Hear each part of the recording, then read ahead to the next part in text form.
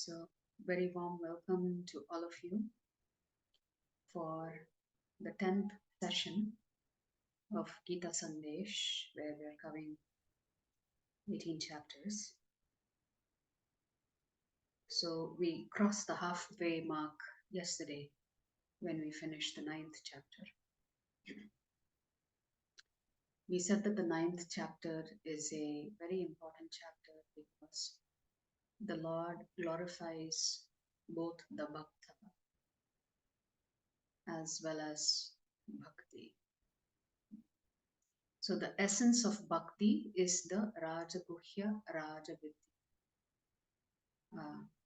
the topmost of knowledge and the most secrets, topmost secret as well. So what's the ultimate goal of a devotee? As Krishna explains, that we should always remember him and we should never forget him. Man mana bhavaman.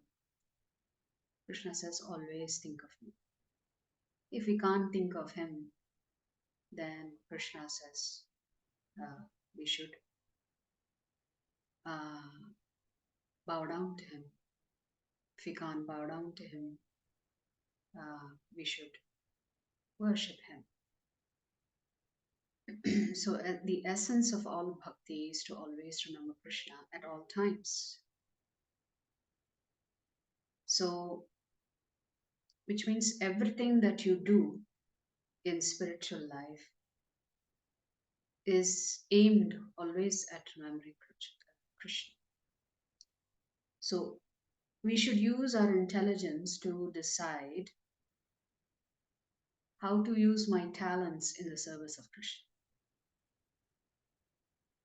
Krishna is not looking for big things from us. Krishna is looking to see what best you are doing for him and how sincere you are. And he's only looking for your sincerity, for your love and affection, and hence he says, Patram Pushpam Phalam Toyam. He doesn't make it very complicated. A leaf, a fruit, a flower, some water. Krishna says, you can offer this to me with love. So there is a pastime of a boatman with Lord Ram in our scriptures. When Lord Ram was sent into exile and Lakshmanji and Sita Devi accompanied him, they leave Ayodhya and they enter into a forest. But they have to cross a river. And just as they were thinking, how are we going to cross this river? A boatman appeared out of nowhere. And Lord Ram asks the boatman, can you take me to the other side? And the boatman says, certainly. So the three of them climb into the boat and the boatman takes them to the other side of the river. Now, the Lord does not like to be indebted to anybody. If somebody has offered him some seva, the Lord will go out of his way to reward you.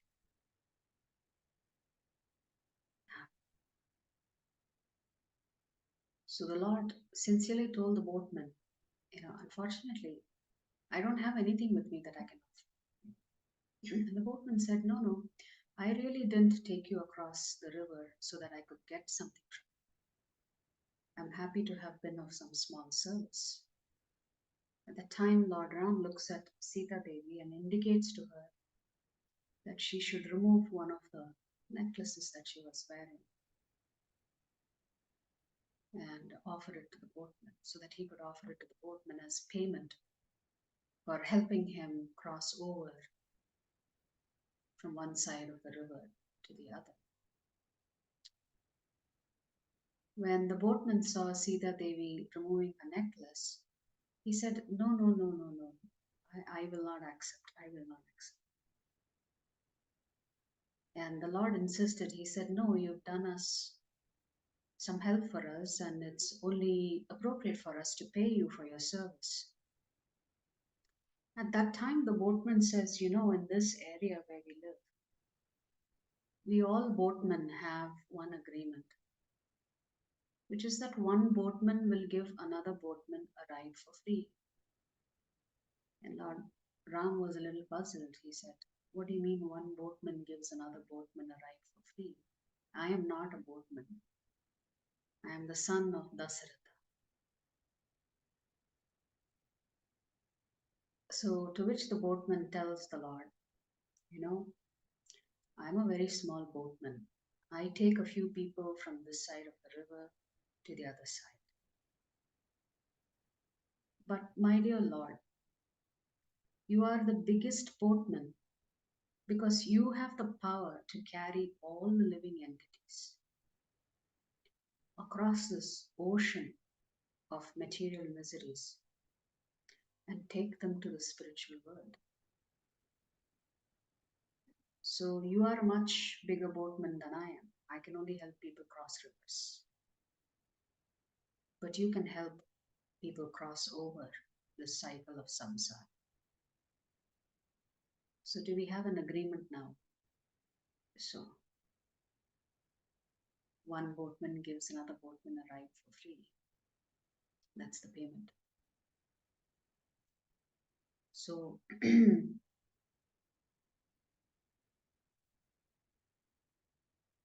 the boatman's simple service won over the Lord's heart. So much so that that boatman does indeed go back to the spiritual world. So Lord Ram helps him cross over into the other side to avoid the cycle of birth and death. So Krishna is not calculating how much you are giving. He expects to give, he expects you to give as per your capacity. So if you have 10 rupees, maybe you can offer Krishna 10 paisa. If you have 10 crores, then obviously offering 10 paisa is nothing for you. So Krishna is calculating your bhakti. That's the calculation that the Lord makes. So he is looking at how much are you holding back, not how much you are giving. What are you hiding or trying to hide? One cannot hide anything from the Lord. He knows everything. But in your mind, you may have made a calculation. This is all I can give this time. And Krishna knows you can very well give more. So Krishna's calculation is how much you are holding back. So when you hold back, that is not very satisfying to Krishna. And it is that exalted devotee who is ready to give up everything, including his own life, for the sake of Krishna, that makes Krishna very happy. Not only happy, it makes Krishna indebted to you. The Acharya says that the Lord will always try to reward you for whatever service you've done because he does not like to be indebted. But with his devotees who are constantly offering him service, he does not know how to repay you. Because his devotees don't ask him for anything. In this case, the boatman said, "Help me cross over. You are the bigger boatman. When the time comes, you should help me cross over." The devotee does not even ask for that. So when a devotee doesn't ask for anything and just offers everything out of love and affection, the Lord feels helpless. Helpless in the sense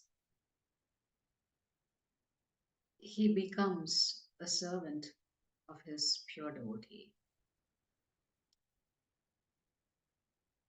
Ah, there is an exchange in the Bhagavatam between the gopis and the Lord.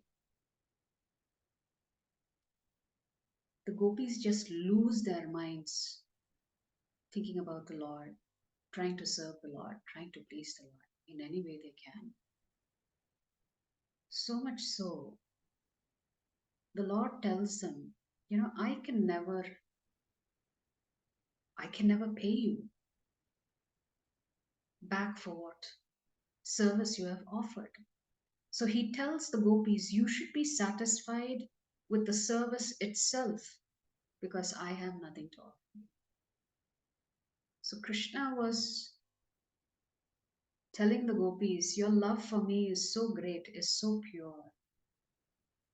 You've put me in a position that I cannot reciprocate. And because I cannot reciprocate it with you, you have to be satisfied with the service itself. In the sense, the Lord was telling the gopis, you will find bliss just in the service that you're offering to me, even though I may not reciprocate with you because I cannot reciprocate with you. Because you have offered your entire soul to me and I don't know how to reward you. There's nothing I have that is going to make you happy. So the Lord says, be happy in the service itself that you're offering to me. So even when it comes to spiritual sevas, the Lord does not distinguish between one who sweeps and mops the temple hall versus one who is sitting on the Vyasasana preaching. In the Lord's eyes, all sevas are equal, and the only thing He's measuring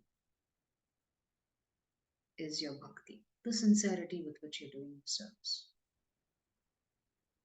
So the Lord's calculation is always going to be the sincerity of His devotee. And as long as you're sincere, Srila Prabhupada says, you would have perfected your life because you have satisfied the Lord. As we discussed, Jatayu was no match for Ravana. But in some way, shape, or form, he wanted to award some seva, or rather, offer some seva to the Lord.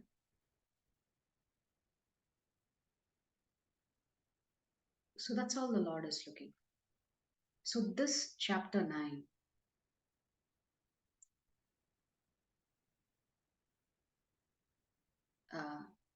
is about pure devotional service, unadulterated, unmotivated. Unmotivated means selfless desire to simply satisfy.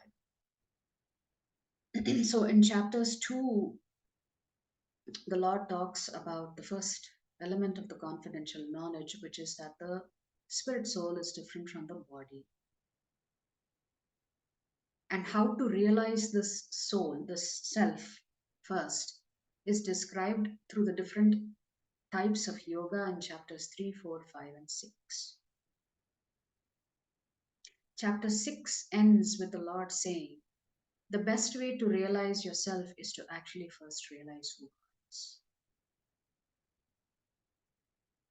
So if you pursue God realization, then self realization is automatic. If you pursue only self realization, it is incomplete when you are not pursuing God realization. Therefore, the middle 6 chapters are about God realization. Through the process of God realization, you also end up realizing who you are. Self realization happens automatically. So, chapters 7 and 8 talk about devotional service, the relationship between the Jivatma and the Paramatma. And chapter 9 talks about pure devotional service.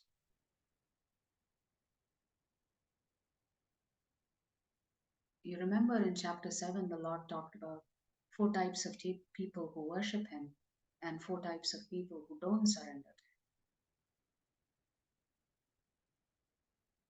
So even the 4 types of people who worship Him, even if it is for material gain, the Lord considers them to be very pious. So this whole chapter begins with the Lord talking about who is actually qualified to receive this particular knowledge. That is, one must be non envious and one must have faith. Yeah.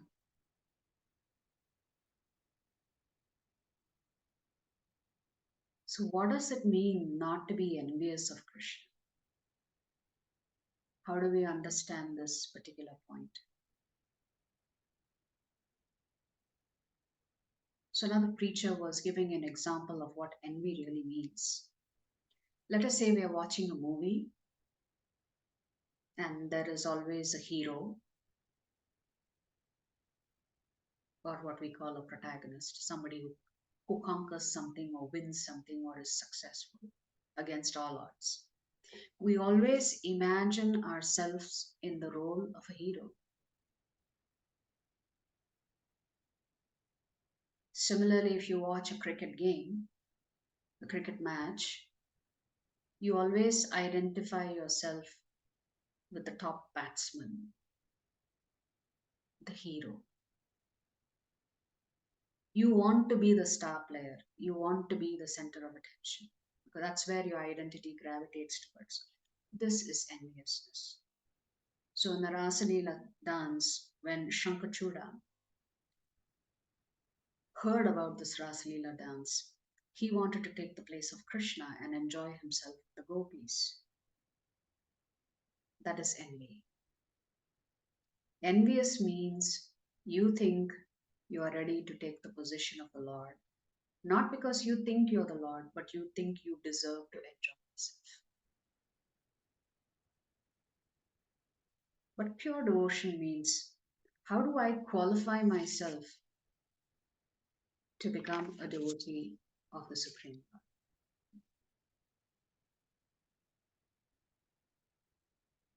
So, in this process, the Lord talks about that the best way to realize the self is through bhakti yoga by trying to realize who is the Supreme. And in this chapter 9, the best process is bhakti.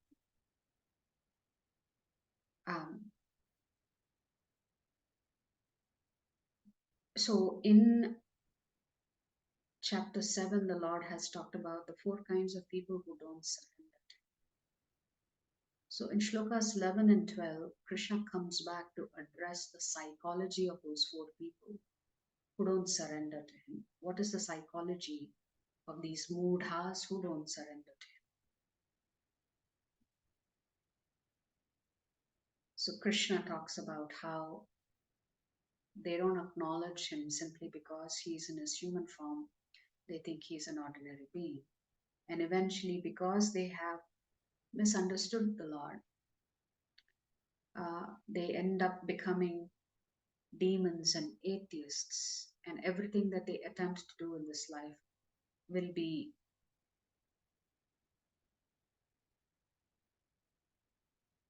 foiled, will be of no use. And in contrast, the Lord talks about the souls who are completely surrendered to Him. They are protected by His divine energy called Yoga Maya. So in 9.15, the Lord talks about others who engage in sacrifice by the cultivation of knowledge worship the Supreme Lord as the one without a second, as diverse in many and in universal form. So in Shloka 14, the Lord has talked about what do his pure devotees do? How do you recognize a pure devotee? They're always chanting about Krishna. They're always glorifying him. They're always endeavoring with great determination. They're bowing down before him and they're always worshipping him with devotion.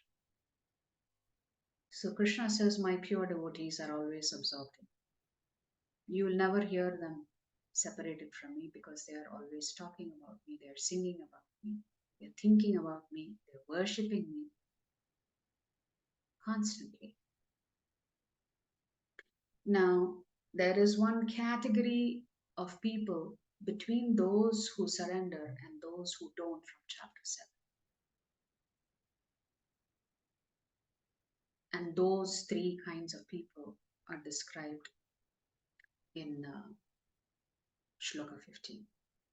That is Ekatvena, those who believe in Aham Brahmasmi, I am Brahman, I am God, there is no God, I am God, but because I am under the control of Maya Devi, I have forgotten that I am God, but I myself am God. That is, uh, merging into the Brahma Jyoti concept of the Lord. As diverse in many, where you worship many different forms of Daivas to get what you want. And higher than that is those who worship the Virat Roop form, the Vishwarup form of the Lord. So Krishna does not consider these three to be pious. At the same time, he does not consider to them to be impious. They kind of fall in between those who don't surrender and those who surrender. So these are the three categories between those two extremes of surrender and surrender. So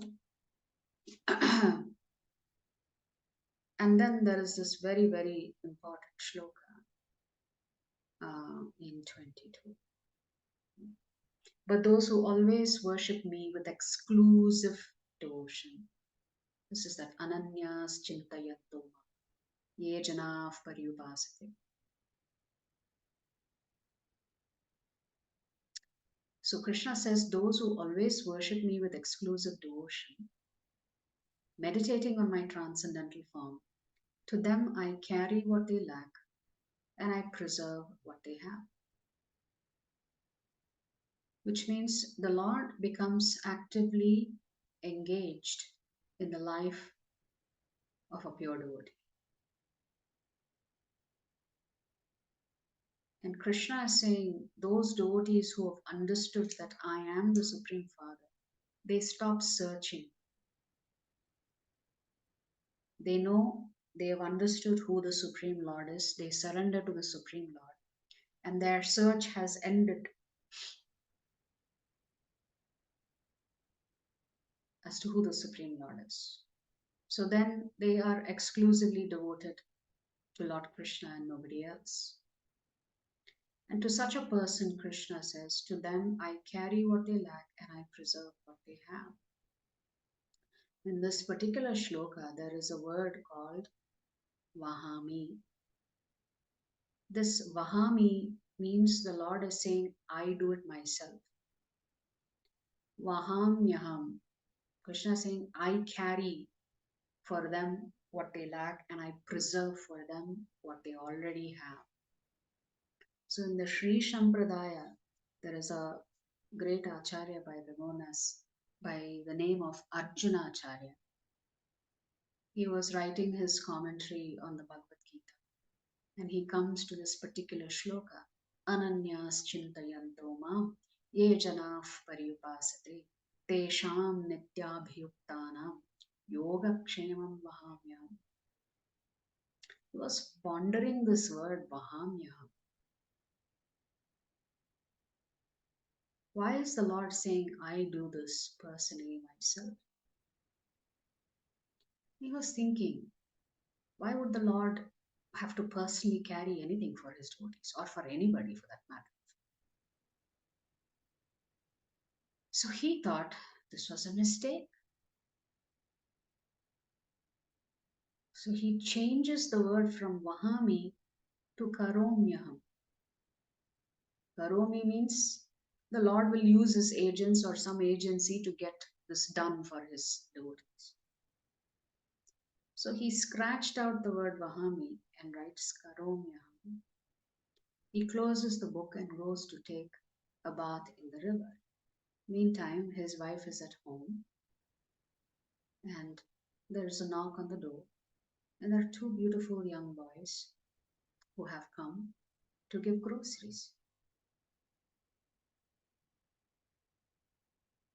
So the wife, looking at the two young boys, she's so enchanted with their beauty. One is very dark complexion and the other one is very fair.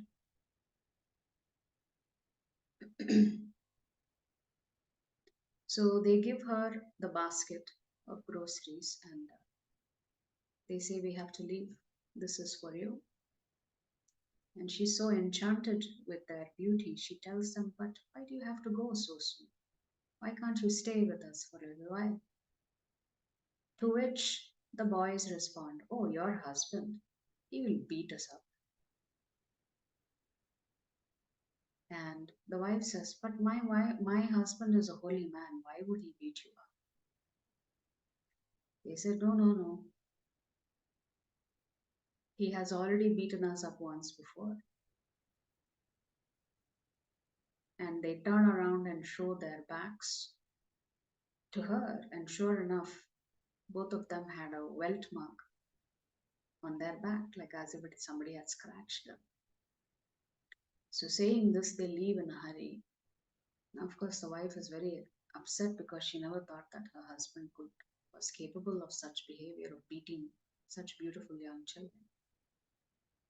So when the Acharya comes back, he hears this that these two young boys had come. The wife says, "Why did you beat them?" He said, "What boys? I didn't see any boys and I didn't beat anybody."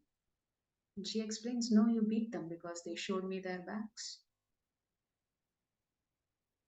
He immediately understood. So he goes to his book where he had struck the word Vahami and written it as Karomi. And he notices that the word Karomi has disappeared. It was erased. He understood that the Lord had come to inform him that for his devotees, he personally does this. He doesn't send any agent. So the Lord personally takes care of his pure devotees. And he was thinking, you know, I'm the one studying the scriptures, and Lord Krishna and Lord Balaram have come and given darshan to my wife. I'm so unfortunate that I couldn't get darshan of the Lord, but his wife did. So the Lord himself had appeared. So Krishna and Balaram, as young boys, had to communicate to the Acharya through the wife to let him know that he had made a mistake.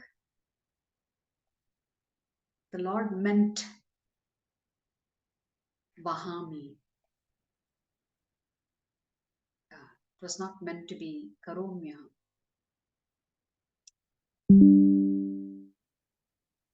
So this is a very important shloka for us to understand. Of course, it applies to those devotees who are practicing pure devotional service.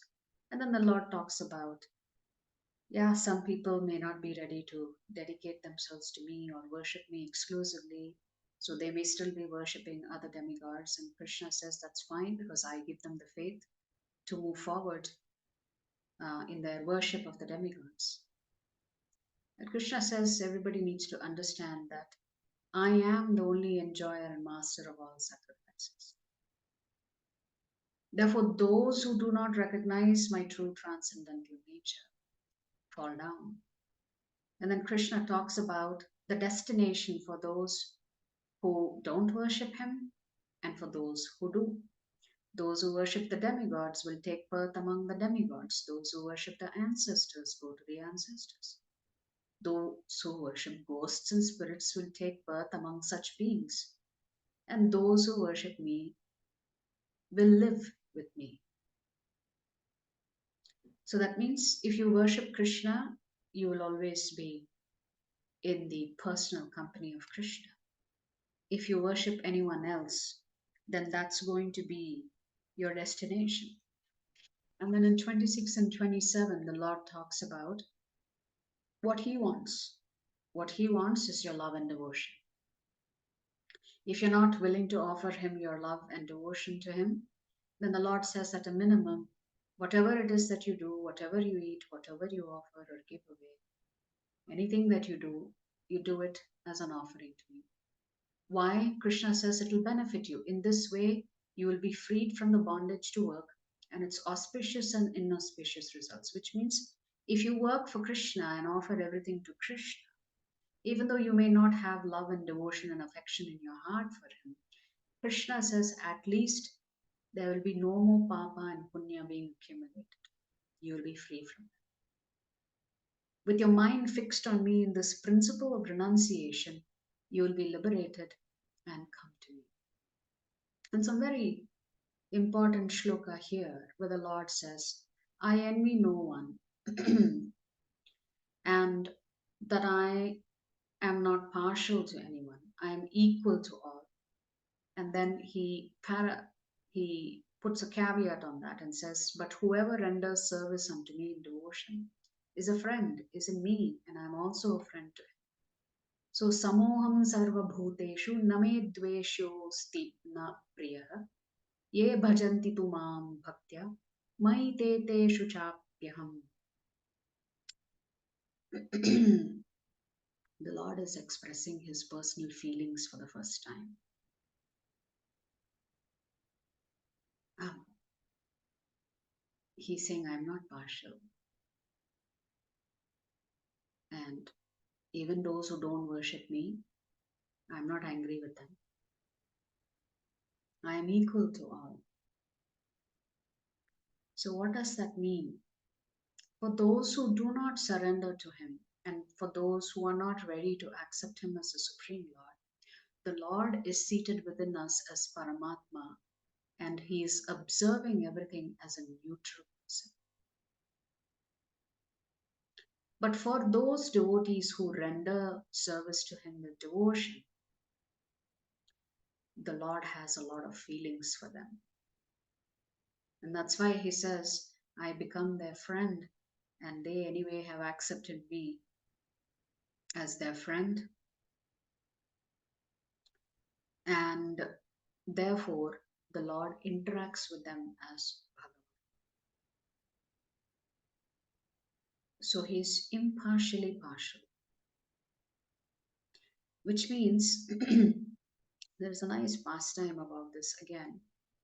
When Vibhishana comes for the first time, he tries to convince Ravana, you know, what you're doing is wrong. Even now, it is not too late. Return Mother Sita to Lord Ram, otherwise, you will get killed for sure. Ravana is not interested in good counsel. So Vibhishana says, okay, so this is no longer the place for me to live. And he goes to seek shelter of Lord Ram. And Vibhishan is being a demon, he could fly in the air. So before he comes and lands on the ground, he's hovering the air, waiting for permission from Lord Ram.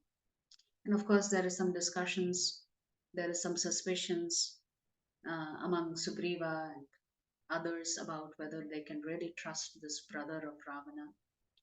And Hanuman finally says, you can trust him because he's come to seek shelter. So anybody who seeks shelter, the Lord will not reject them. So when when Lord Ram is very pleased with Hanuman's advice and counsel, saying, yes, he should be invited. He's come here to seek shelter. At that time, when Vibhishan comes in front of the Lord finally, Lord Ram refers to him as Lankapati, and everybody else is a little taken aback. The war has not even started, and Lord Ram seems to have coronated Vibhishan as the king of Lanka already. Ravana is still very much alive. So the devotees of the Lord ask him, my dear Lord, why did you call him Lankapati? What if Ravana also comes to seek your shelter tomorrow? What will you do? Because you seem to have handed over the kingdom to Vibhishana already. And Lord Ram says, if Ravana comes, I will offer him Ayodhya. He can rule over Ayodhya. And they ask, but what if Bharata wants to rule Ayodhya? How can you offer it to Ravana? And the Lord says, well, if Bharata wants to rule, I will give him Vaikunta. He can rule over Vaikunta. And then they ask him, well, Vaikunta is your residence. If you leave your residence and give it up to somebody else, where will you go? And the Lord says, I will serve my devotees. I will reside in their heart. And that's my most comfortable place to live, is to be with my devotees. So now, why would Lord protect Ravana? So impartially partial means that if Ravana were to come, Krishna would be partial to him by giving him his favor. So whoever is ready to take shelter of the Lord is impartial to that person. But whoever renders loving service to him, the Lord is very partial. So he's both impartial and partial simultaneously. It means the degree to which you have surrendered determines the degree to which the Lord reciprocates with you.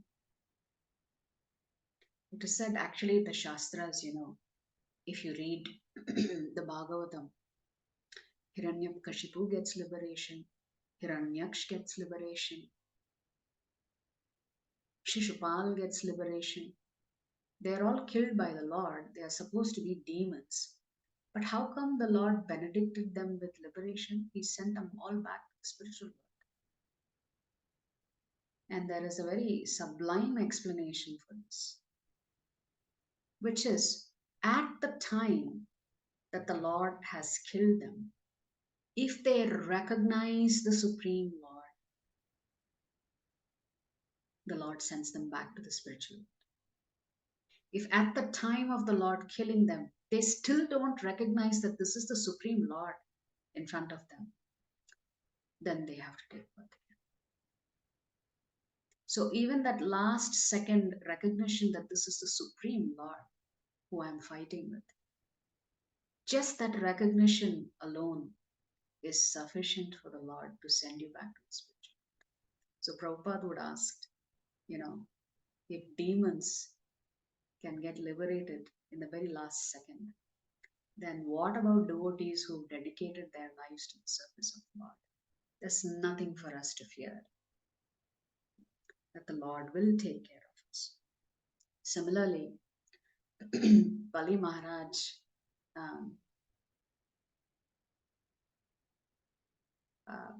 sister Ratnamala, she becomes Putana in her next life. When Vamanadev appears as a very, very young, small Brahmana, she's very attracted to him. And she thinks, if only I could have such a sweet little child as mine. So in one instant she thought, I wanted this little child to be mine. How I wish I had a son like this. At that time she did not know that this was the Supreme. But she had that momentary desire. And then when the Lord became Trivikrama, this giant form, and sent Bali down to the Patal Lok, she was furious. She thought, if this child were mine, I would kill him instantly. So she had both extreme feelings. 1 minute, this desire to have this beautiful child as hers. And then the next second, she didn't want to have anything to do with it. So the Lord satisfied her desire to be a mother to him. In her next life, she comes as Putana.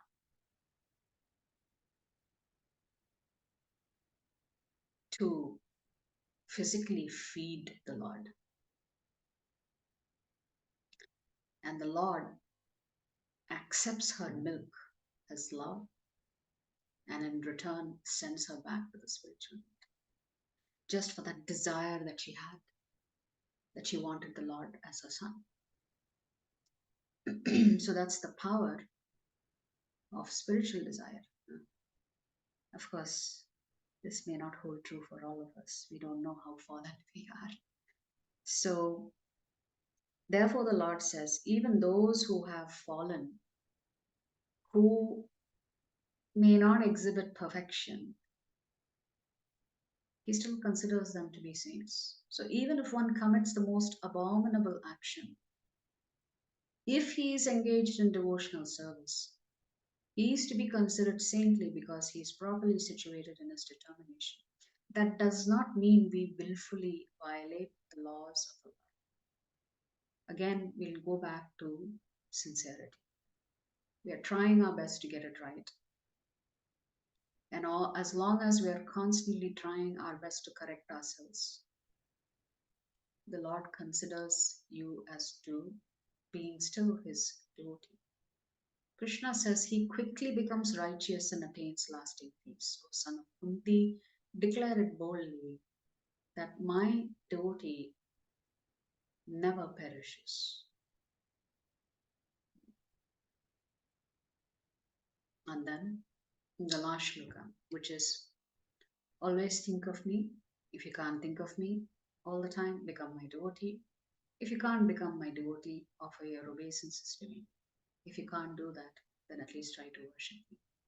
Like this, slowly you will train yourself, you'll become completely absorbed in me. And finally, the Lord says, you will come to me. So, this is the beauty of that chapter 9, which brings us to chapter 10. Chapter 10 is called Vibhuthi Yoga. The word Vibhuthi means opulence. So the Lord has already described his opulences, his various energies. And now, in this particular chapter, chapter 10, there are 4 shlokas that are called the Chatushloke Gita, which is 10.8, 9, 10, and 11. These 4 shlokas summarize the essence of Bhagavad Gita. The Bhakta practicing bhakti to achieve Bhagavan. So Krishna is saying, I own everything, I am the controller of everything, I possess everything. But my real opulence are my devotees. So, from describing himself as the boss to offering you an insurance policy at the time of death, if you can think about it, to the password to unlock the keys to the spiritual world, which is what is the fastest way in which you can go back to the Supreme Lord? It's by practicing bhakti. So that's the secret. That's the password. And here in chapter 10, the Lord is describing that actually the topmost of his opulence are his bhaktas. Prabhupada describes and acharyas describe in the Shastra that the more one worships the Lord, the more opulent the Lord becomes, the more beautiful he looks. So the Lord's qualities are increasing and they never stop increasing as long as the bhaktas are worshipping. So as the bhaktas offer themselves in service to God, the Lord's opulence is also equally unending.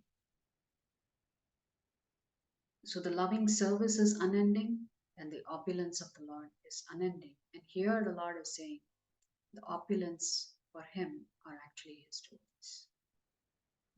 So before we begin, let's just offer our most humble obeisances to His Divine Grace, A.C. Bhaktivedanta Swami Srila Prabhupada.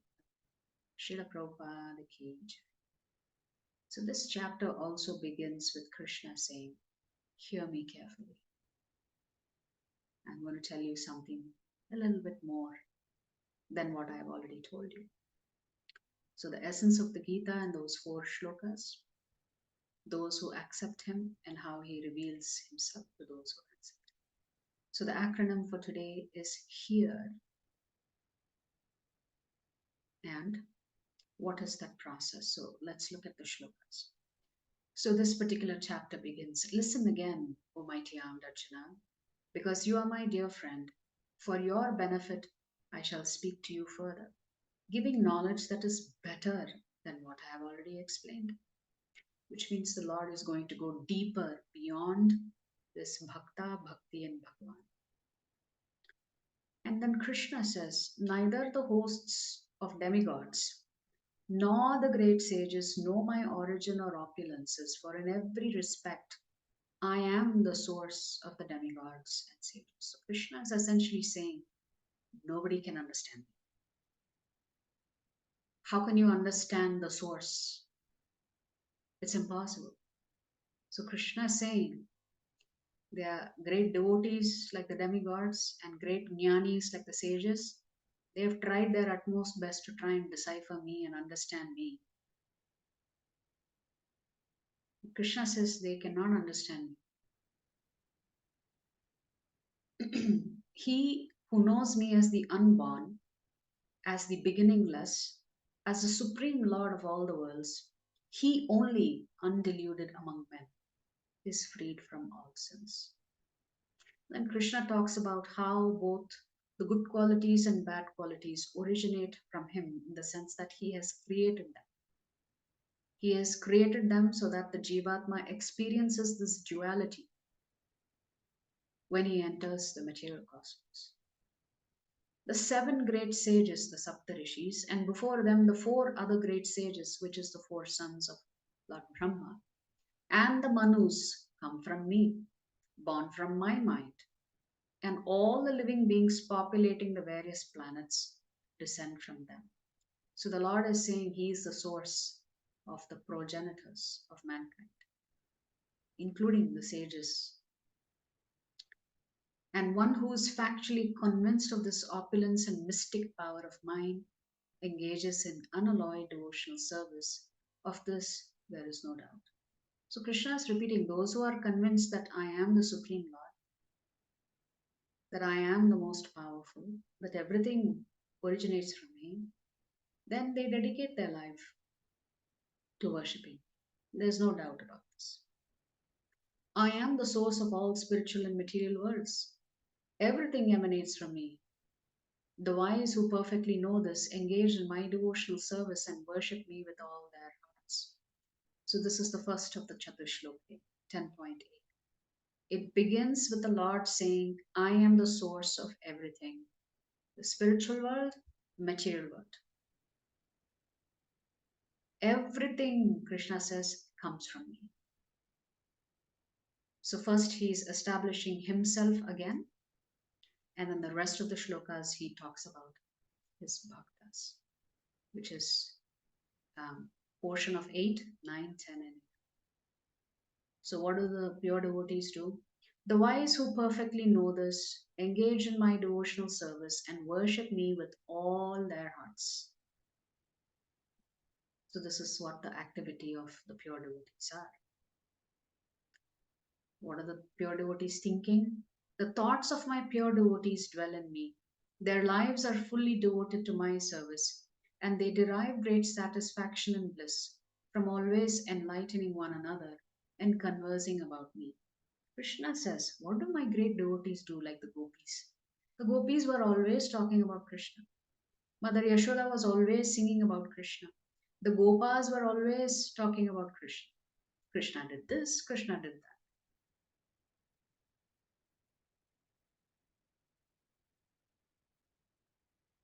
So they just couldn't separate themselves from the Lord. That's how devoted they were to the Lord. So everything centered on Krishna and Vrindavan and Rajadham. So Krishna is saying, this is what they do all day. They're talking about me and they enjoy talking about me among themselves. They find great joy talking and discussing about me all the time. To those who are constantly devoted to serving me with love, I give the understanding by which they come to me. This is Krishna being personally involved in a devotee's life.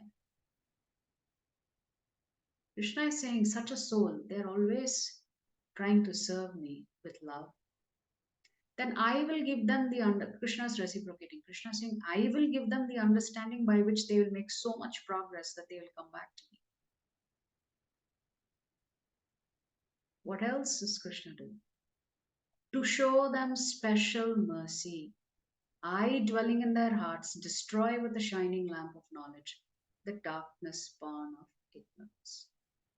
So Krishna is saying, for my devotees, I remove all the whatever remaining ignorance they may have, misconceptions they may have. I personally remove it from their hearts. I make their faith so strong, so determined that they will never give me up. So, how do we develop faith in Krishna? The process begins with hearing. But Krishna also says to worship him, you need his mercy. Without his mercy, you and I cannot even utter his name once. So, even to chant the Hare Krishna Maha, that mercy comes from the Supreme Lord. And how do you get free from sins? Just simply by knowing who he is. You don't even have to surrender to him. Just knowing that Krishna is the Supreme Lord. Krishna says it frees you from all kinds of sins. All qualities, whether they are good or bad, come from Krishna.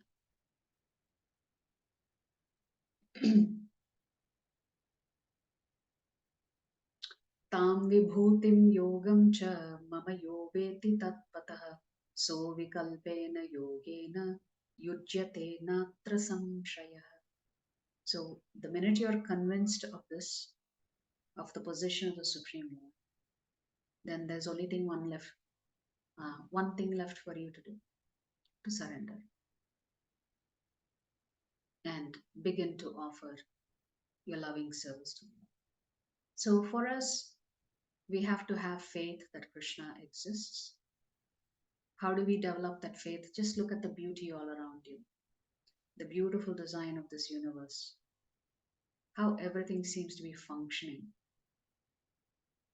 That should give us faith that the Lord exists, faith that Krishna is relevant in your life and my life, that He's not someplace far off. He's there with you all the time. He's the cause of all causes. Without Him, you will not be able to live. So faith in Krishna's existence, faith in Krishna's relevance, faith in Krishna's benevolence. Benevolence means He's always your well-wisher.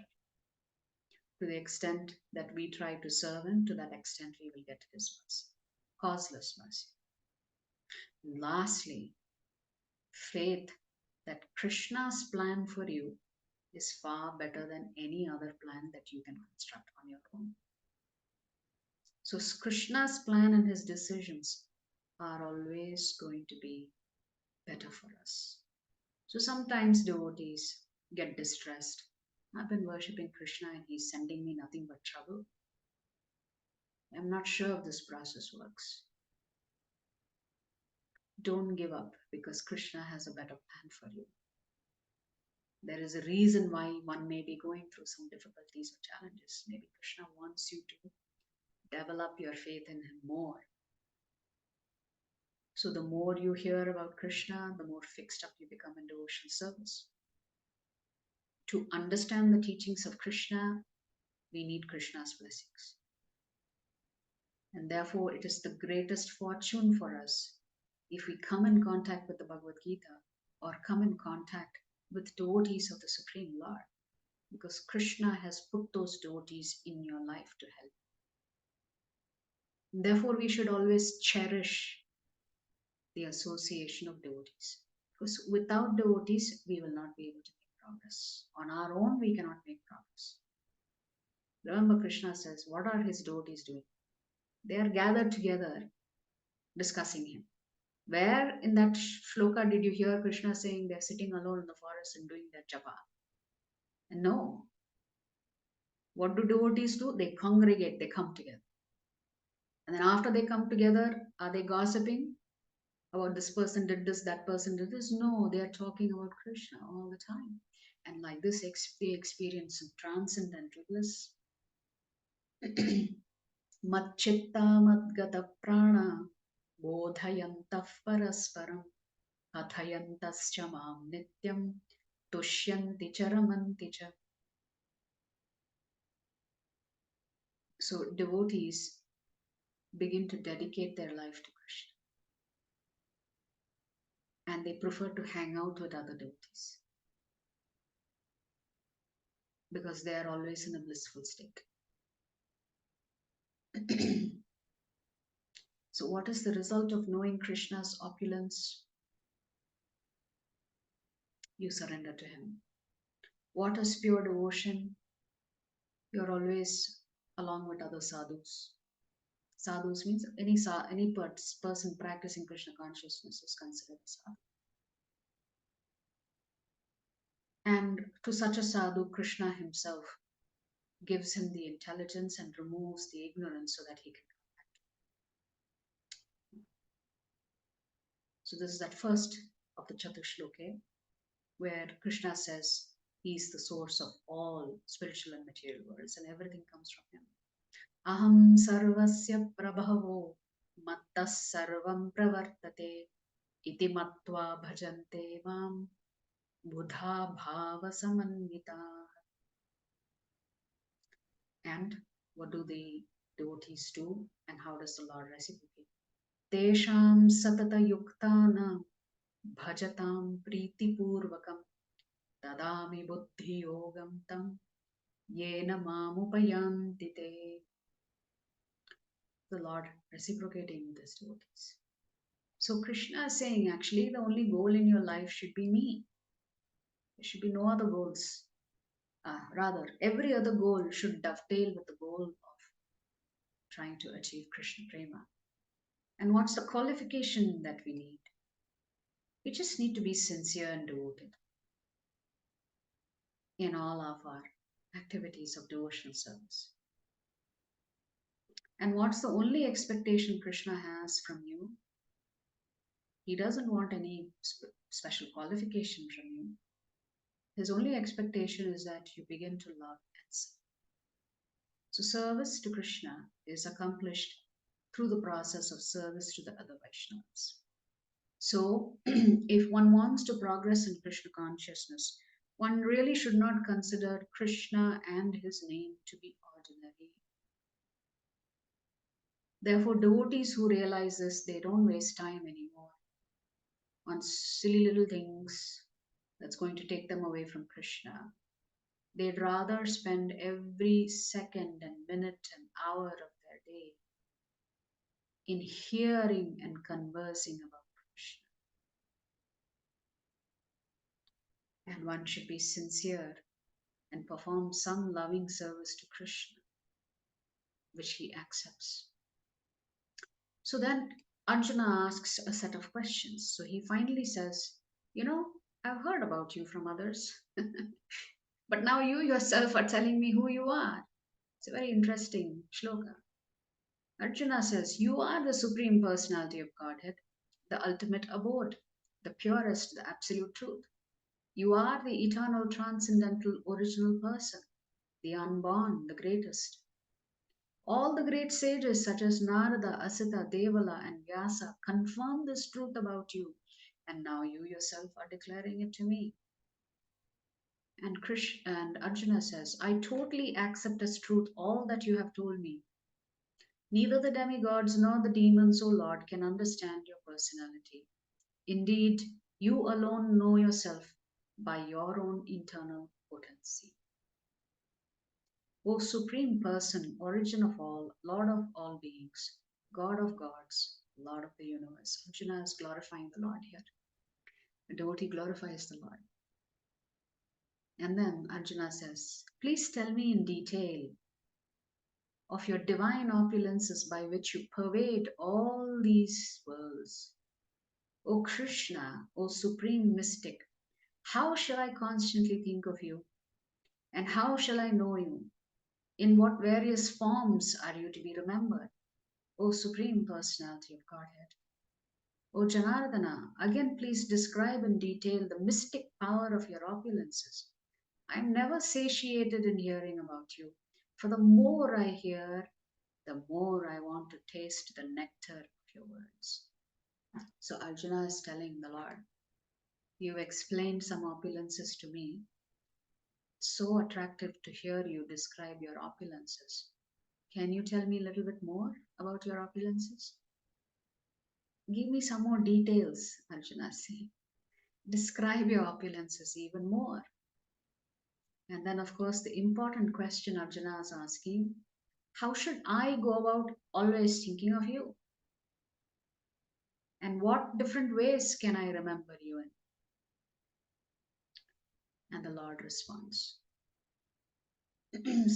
So the Lord says, yes, I will tell you of my splendorous manifestations, but only of those which are prominent to Arjuna, for my opulence is limitless.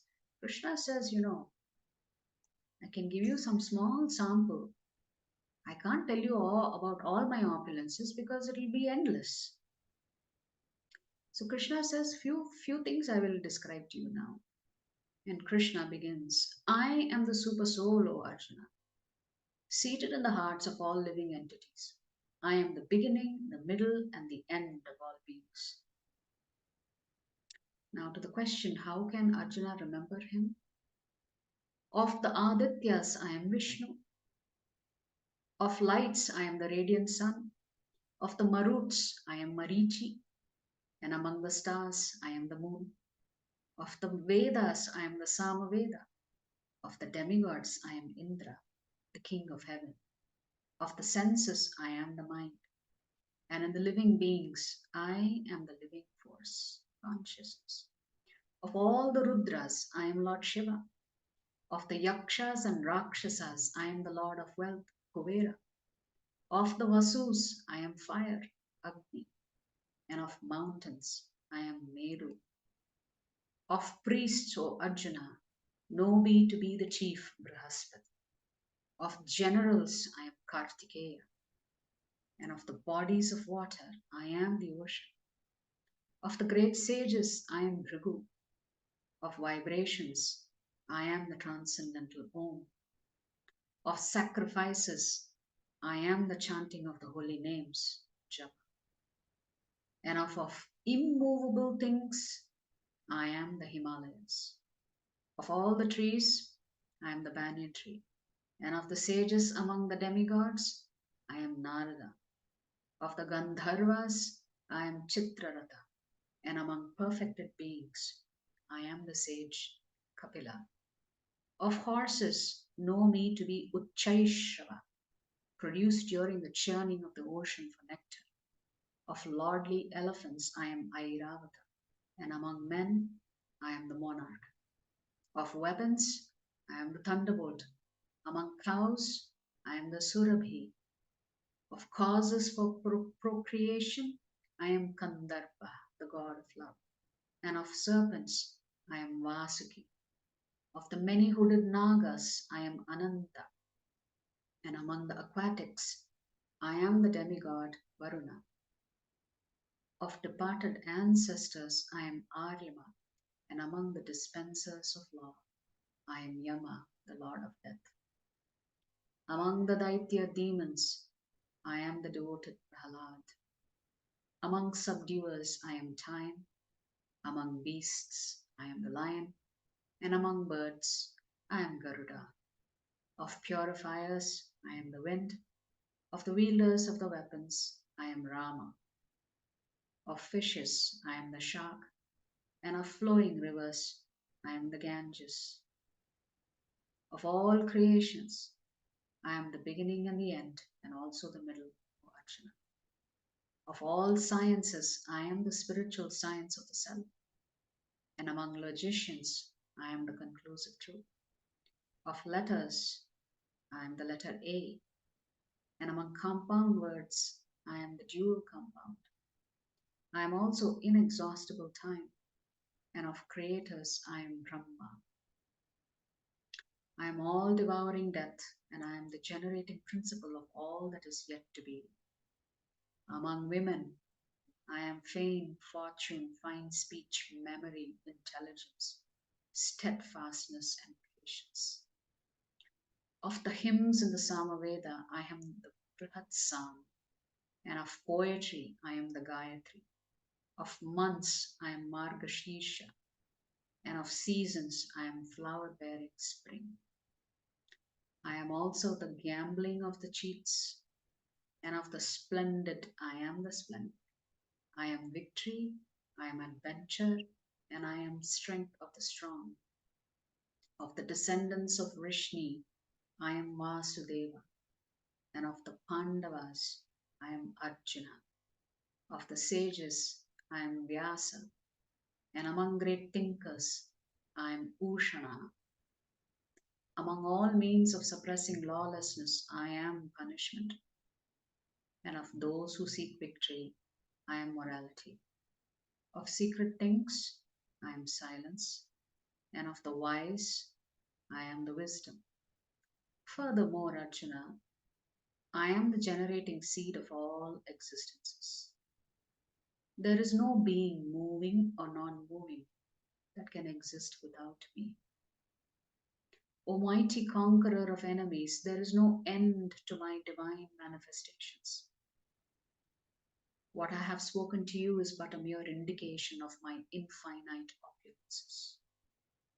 Know that all opulent, beautiful, and glorious creations spring from but a spark of my splendor. And this chapter ends with Krishna asking a rhetorical question. But what need is there, Arjuna, for all this detailed knowledge?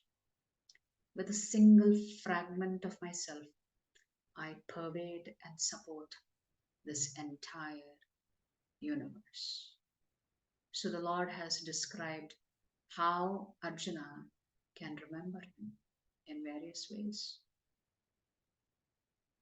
Everything in this material world, in the upper planetary systems,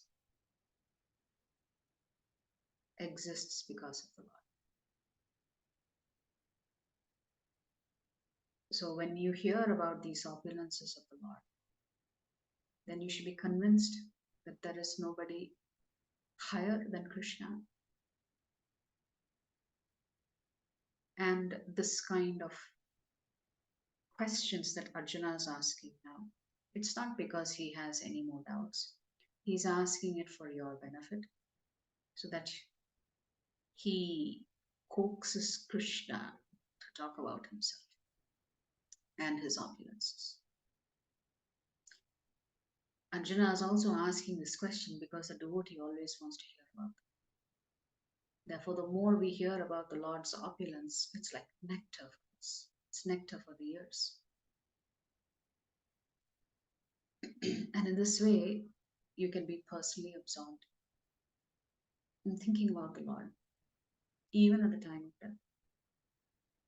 So when we accept Krishna as a Supreme Lord, it leads to transformation of our heart and mind. Coming back to the Parampara system, Arjuna has talked about how he has heard about the Supreme Lord from Narada Muni, from Asita, from Devala, from Vyasadeva. So Arjuna has personally interacted with these exalted personalities and heard from them about the position of the Supreme Lord. So we should always hear from bona fide acharyas. But whatever we hear can only result in the fruits that we are seeking when we are actually performing service to the Lord. So Krishna is saying, with our limited capacity, it's not possible for us to understand. But nevertheless, because Arjuna has asked, he's giving some examples. He culminates this by saying, everything that you see around you, just one spark from me has produced all of this, Krishna says. Which means it's that easy for the Lord to create. When we create something, we spend a lot of money, we lose our physical strength trying to do something. That's not the case for the Lord. The Lord just creates just by looking. That's it. This is an important shloka for us because the Lord is saying, Yajnanam japa yajñosmi. So, of all the sacrifices that one can perform, Krishna is telling you the topmost sacrifices, chanting of his names. which is the Yuga Dharma for Kali Yuga, of vibrations. Krishna says, I am the transcendental Om. But of sacrifices, Krishna says the greatest sacrifice is to be chanting my names constantly. So essentially, Krishna is saying, you can see me everywhere. If you see a lion, understand that the lion's capabilities, its majesty comes from Krishna. When you see the ocean, know that that is Krishna. It's not that it is physically Krishna, it's just that the ocean's capacity, the strength, all of that arises from Krishna. The greatest devotee, Prahalad, is a great devotee because of the causeless mercy of the Lord. Of the great sages, Krishna says, Narada Muni, he talks about the Ganga, he talks about death, he talks about silence, he talks about the science of the self as being the topmost science, which is the science of self-realization. So everything begins and ends with the Lord. Everything is sustained because the Lord has occupied this entire universe. Every single atom, both moving, non-moving, living and non-living, as Paramatma. And the chapter concludes with Krishna asking, because you asked, I've given you some information, some sample. But really, you should know that everything that I've described to you and a whole lot more. Krishna says, with just one small fragment of myself, I'm maintaining everything. So there is no need for you to learn a little bit more than this. So the summary for today's chapter, the single word summary is Bhakta. This is there in the Chatushloke, which is 10.8, 9, 10, and 11, 4 shlokas. So tomorrow we will pick up a very interesting chapter where the Lord is going to show his Vishwarupa Darshan. That's because Arjuna asks to see this form of him. He's never seen it and he wants to see it. So join us tomorrow for the next session. Mancha kalpatarubhyascha kripasindhubhya eva cha patitanam pavanebhyo vaishnavebhyo namo namaha. Ananta Koti Vaishnava Vrinda ki jai, Jagat Guru Srila Prabhupada ki jai, Srila Gurudev ki jai, Shri Shri Gauranadai ki jai.